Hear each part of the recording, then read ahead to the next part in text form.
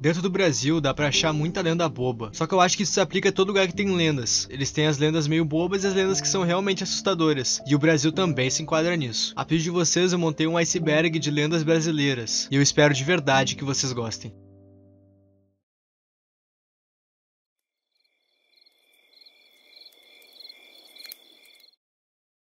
Diferente do que muita gente pensa, essa lenda não foi criada no Brasil, mas sim lá no Chile. Essa lenda ganhou força por conta de algumas músicas que tinham no CD da Xuxa, que sendo coincidência ou não, de trás pra frente essas músicas mostravam frases bem estranhas. Mas eu não vou me focar nisso, eu vou me focar na lenda da boneca da Xuxa. No ano de lançamento da boneca, vários pais compraram essa boneca pros seus filhos. Depois de alguns dias, essas crianças reclamavam que acordavam bastante arranhadas, e depois notaram que nas mãos das bonecas tinha um sangue. Não demorou muito para isso criar notícia nos jornais locais, e desses jornais locais irem para outros jornais locais, até isso virar uma notícia nacional. E algumas matérias sobre isso na internet dizem que na época a polícia entrou no caso com uma investigação sobre o sangue nas mãos das bonecas, e acabaram confirmando que o sangue era da criança dona da boneca. Só que eu não sei a veracidade disso, porque essa lenda tem várias versões na internet, e eu usei essa porque é a que mais se repete nas matérias de sites e vídeos do YouTube sobre.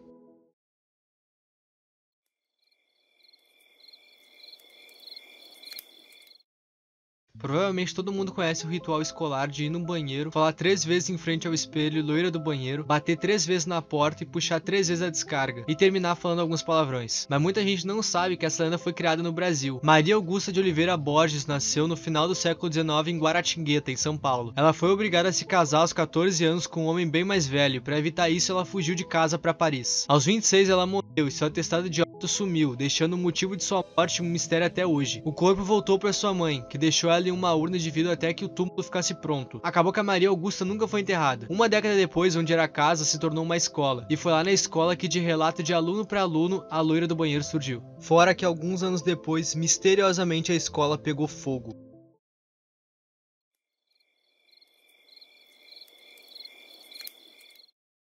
Fofão era um dos participantes do Balão Mágico, mas ele acabou fazendo mais sucesso que o próprio programa, então ganhou o próprio programa solo, que também foi outro grande sucesso. Com isso, várias empresas começaram a comprar os direitos de imagem do personagem para lançar roupas e brinquedos do Fofão, e assim nasceu uma das maiores lendas do Brasil. O boneco Fofão. Um belo dia, uma criança estava brincando com seu boneco quando sem querer rasgou o pescoço de tecido dele. A mãe da criança, tentando consertar, acabou notando que dentro do boneco havia algo pontiagudo. Ela abre o boneco inteiro e nota que havia um punhal dentro do boneco. Essa mãe logo passou essa notícia para outra, que passou para outra e passou para outra, e assim o Brasil inteiro ficou sabendo de uma das maiores polêmicas envolvendo brinquedos do país. Em todos os lugares era gente falando que o boneco do Fofão vinha com um punhal dentro dele. Fato curioso é que na mesma época outro boneco surgiu na mídia. Agora analisa a semelhança nas roupas dele tu mesmo. Relatos dizem que na época os pais que compraram se combinaram de fazer uma queimada coletiva dos bonecos, mas eu não sei te dizer se isso chegou a acontecer.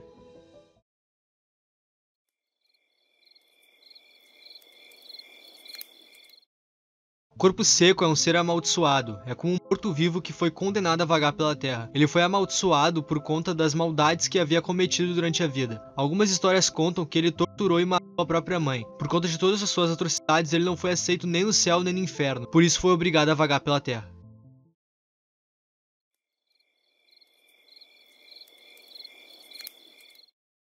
Em 1996, 3 meninas, Kátia Xavier, Valquíria Silvia e Liliane Silvia, disseram ter visto um humanoide encolhido em um terreno baldio. Varginha já tinha um monte de relatos de pessoas terem visto objetos voando pelo céu, só que esse caso foi o ápice para Varginha. Vários moradores de lá disseram também terem visto aquela criatura, e para deixar tudo mais estranho, algumas pessoas dizem que viram no mesmo dia o exército passando com comboios pela cidade, e que supostamente eles capturaram o humanoide. Depois que esse caso foi para os jornais, o Brasil inteiro ficou sabendo do incidente de Varginha, ou o ET de Varginha. Segundo as meninas, a criatura parecia com um homem, tinha pele marrom, algo que se parecia com chifres na cabeça e grandes olhos vermelhos. Na época elas foram submetidas a vários testes psicológicos para saber se elas não tinham nenhum problema no cérebro, psicólogos, detectores de mentira, e elas passaram em todos, o que fez vários ufólogos do Brasil e alguns do mundo acreditarem que o ET de Varginha era real. Na época os jornais tentavam a todo custo falar com o exército, que teria capturado a criatura, porém o exército ou negava o envolvimento, ou negava o próprio acontecimento, ou nem respondiam às perguntas da mídia. A família das meninas disse disse em entrevista que pouco tempo depois do ocorrido,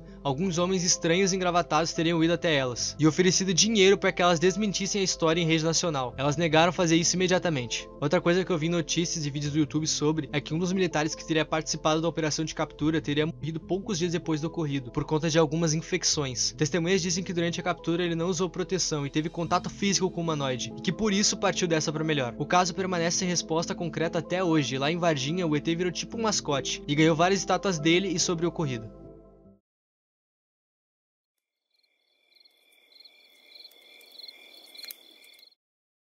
A pisadeira tem a maior parte dos seus relatos em São Paulo e Minas Gerais. Ela é uma mulher muito magra, com cabelo desengonçado, tem dedos compridos e secos, unhas enormes, sujas e amareladas, tem pernas curtas e olhos muito vermelhos. Ela vai até a casa dos outros de madrugada para pisar no estômago cheio deles quando eles estão em um sono profundo, fazendo as pessoas terem falta de ar. Supostas vítimas ligam a pisadeira com a própria paralisia do sono. Isso porque a pessoa consegue ver a pisadeira, mas não consegue mexer nada além dos olhos.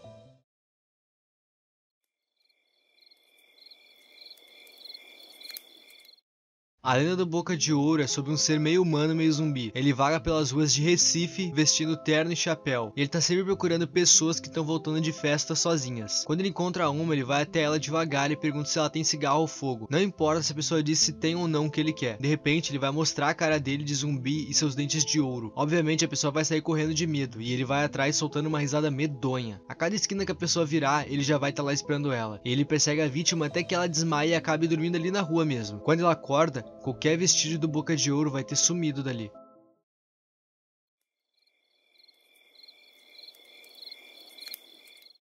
Em 1970, em Juiz de Fora, algumas pessoas começaram a notar uma pessoa que eles nunca tinham visto antes. Essa pessoa usava capa preta e seguia outros moradores. Alguns relatos até falam que ele chegou a atacar algumas pessoas, e essas pessoas nem conseguiam ver o rosto dele, apenas suas roupas pretas e sua capa também preta. A polícia entrou no caso, mas não conseguiu descobrir quem era o tal capa preta. E para tentar acabar com a histeria coletiva, um grupo de pessoas tentou fazer justiça com as próprias mãos, mas essa ideia foi um desastre. Isso porque pessoas que não tinham nada a ver, incluindo um padre, tomaram um pau de graça porque foram confundidas. Um tempo depois, sem solução, o próprio mistério resolveu se dar um ponto final. Na beira do rio que corta a cidade, foram encontrados uma capa preta e um bilhete de despedida. E no bilhete, o tal capa preta dizia ser incompreendido pela sociedade, e desde então ele nunca mais foi visto em lugar nenhum.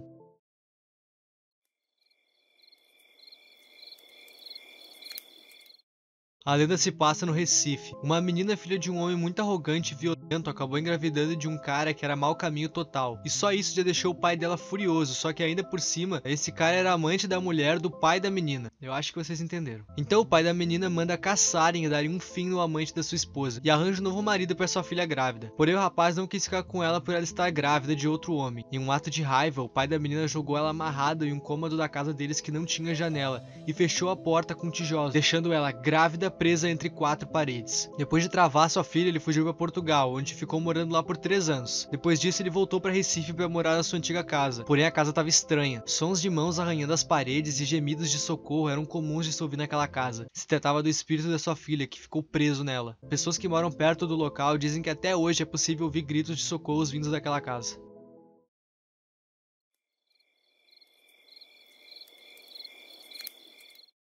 Teresa Bicuda era uma mulher ruim e violenta. Ela morava em Goiás, e quase sempre o alvo dela era sua própria mãe. Ela batia e humilhava a mãe dela de várias formas, roubava o dinheiro dela e batia nela na frente de todos da cidade que eles moravam. Em mais um dia de humilhação, a Teresa resolveu pôr um freio de cavalo na boca da mãe dela e depois montar nela como se ela fosse mesmo um cavalo. A mãe dela, que já era uma senhora de idade, não aguentou o peso da Teresa e foi ao chão para nunca mais levantar. Em seus últimos suspiros, ela xingou a Teresa, quase como se tivesse amaldiçoado ela. E depois disso, a Teresa passou a ser vista como um monstro para todos os moradores daquela cidade. Depois de tudo que ela fez com a mãe dela, só agora os moradores passaram a vê-la com maus olhos. Mas ok, né? A partir disso, a Teresa parou de frequentar locais públicos da cidade, incluindo a igreja. E sempre que passava perto da igreja, ela virava o rosto e falava pra si bem baixinho algo que provavelmente eram xingamentos pro local e os moradores que ainda iam lá. Os anos passaram, a Teresa continuou vivendo sua vida e assim como todo mundo, ela partiu dessa pra melhor. E por mais que ninguém gostasse dela, era de costume que todos os moradores fossem enterrados na igreja da cidade. E com ela não seria diferente. Porém, desde o enterro da Teresa na igreja, os moradores ouviam gritos vindos de lá, sempre à meia-noite. Os moradores passaram a crer que seria o espírito da Teresa pedindo para ser retirada de lá da capela. Eles deduziram isso porque a Teresa, enquanto viva, passou a detestar a igreja e todos que frequentavam ela. Com isso, a população entrou num consenso de remover o corpo dela de lá. E assim foi feito. Jogaram o corpo dela em um mato próximo à cidade. A lenda diz que no local nunca mais cresceu nenhuma planta e que a própria Teresa vaga por lá até hoje.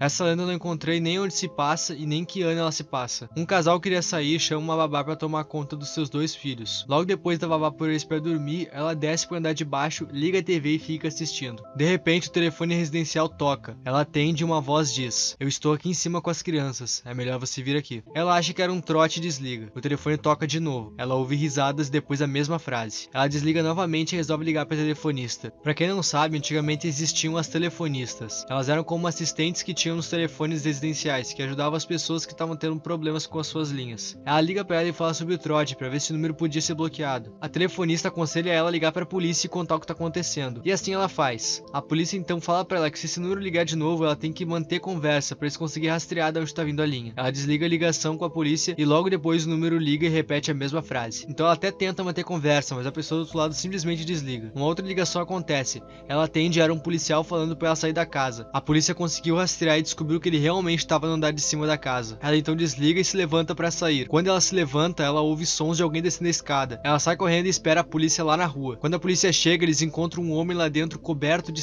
sangue, com uma grande faca. Ele pegou todo mundo que estava no andar de cima e a babá era a próxima. Sobre essa, se tiver alguma coisa que tu quiser acrescentar nos comentários, tu pode acrescentar. Nas pesquisas que eu fiz, apontava que ela era brasileira, mas eu tenho as minhas dúvidas, mas ainda assim, se ela for brasileira, ela é bem da hora e por isso ela tá aqui. Esse iceberg pode facilmente ter uma parte 2, então comenta aí se tu quer. Muito obrigado pelos 2.000 inscritos, de verdade. Se tu ainda não é inscrito, considere se inscrever que tu vai estar me ajudando bastante. Eu tenho uma série de outros vídeos bem nesse naipe aqui no canal, e seria muito da hora se tu assistisse eles. O meu nome é Ip, e tchau!